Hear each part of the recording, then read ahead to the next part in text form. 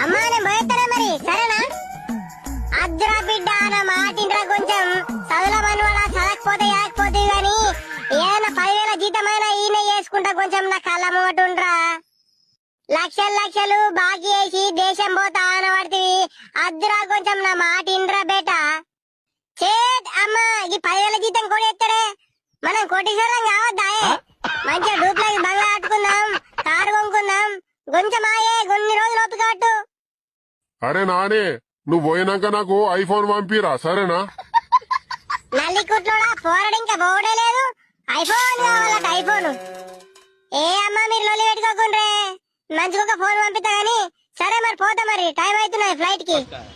సరేరా బెట్ట, మరి పోయినాక ఫోన్ చేయి సరేనా? జాగ్రత్త ఏవో. సరేనా అమ్మా, దుబాయ్ ఎయిర్పోర్ట్ లో దేగానే ఫోన్ చేస్తా. 1 week later. అమ్మా నాకు ఉండపోతే అయితేలే, ఇక్కడ మనసులో పడతలేదు, నేను ఇంటికి వస్తానే. గాడి కొడుక అద్రానంగా వేసుకుంటా పోతివి, 10 లక్షలు బాకీ వేసిపోయినావు. ఇప్పుడు ఓడి తెరుపుతారా బాకీ? అటే మురుగు బాకీ వేరేదాకా ఇంటికి వస్తావంటే మంచిగా